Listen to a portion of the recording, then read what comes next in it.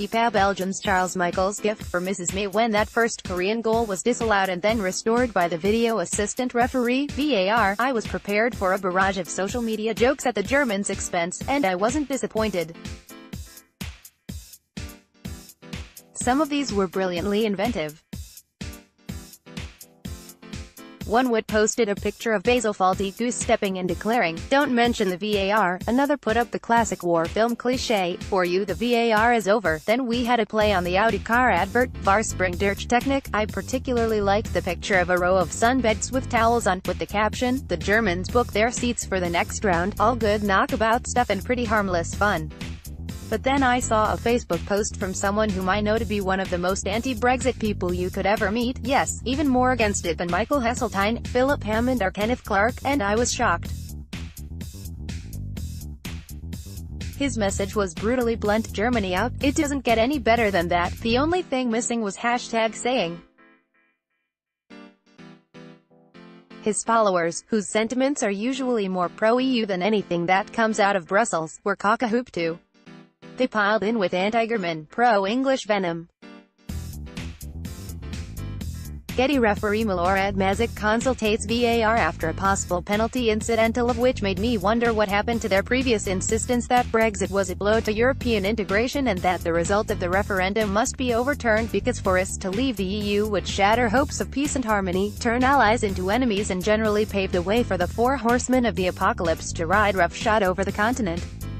Suddenly they were no longer citizens of Europe, bound together inextricably by one flag, one anthem, one currency, one passport and 5 presidents. No, now they were citizens of one nation-state taking great delight at the demise of another nation-state.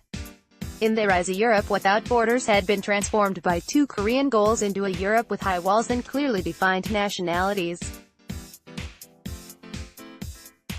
The irony is they probably won't even recognize that their instinctive reaction to a football result is the reason the EU superstate is, and always has been, doomed to fail.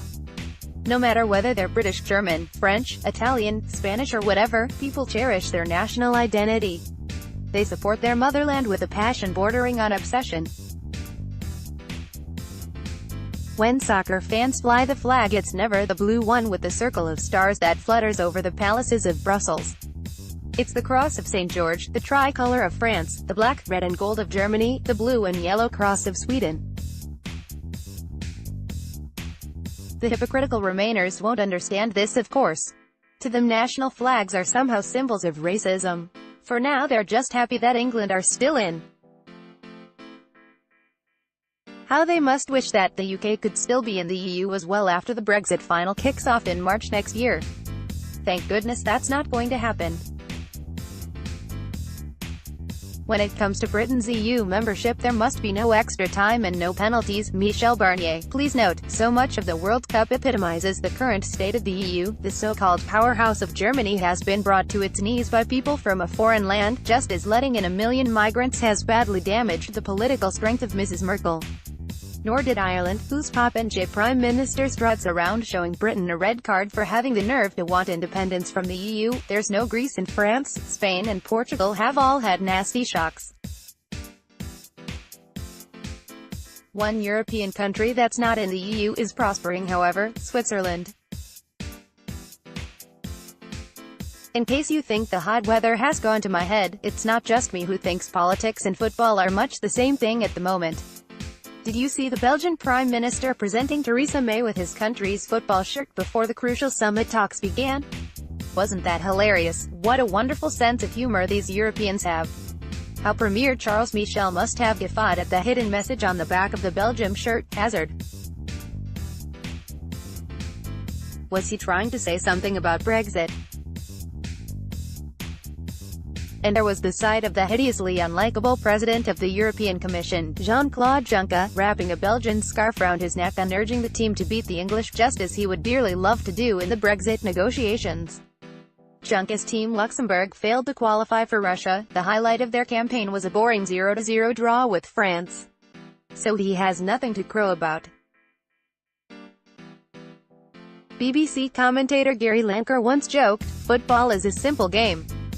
22 men chase a ball and at the end the Germans always win." Well, not this time. Those two-faced Remainers who gloat that there's nothing better than Germany being out are mistaken. There is one thing that's much, much better: Britain being out. And it's going to happen on March 29th. I can't wait for the final whistle. Then the Merkels, Macrons, Barniers and Junckers will be where they belong, spectators in the back row of the stand.